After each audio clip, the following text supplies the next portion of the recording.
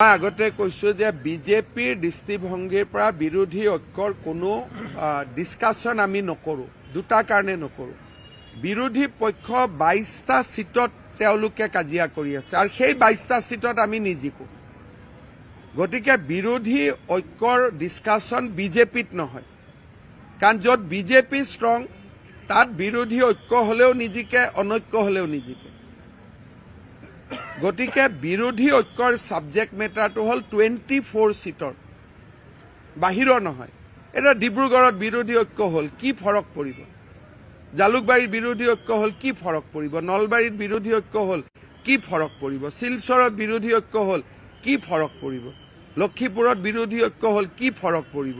বিপুৰীয়াত বিৰোধী ঐক্য হল, কি ফৰক পৰিব? জাগিৰোডত বিৰোধী ঐক্য হল, কি ফৰক পৰিব? টিহুত বিৰোধী ঐক্য হল, কি ফৰক পৰিব? পলাশবাৰীত বিৰোধী ঐক্য হল, কি ফৰক পৰিব?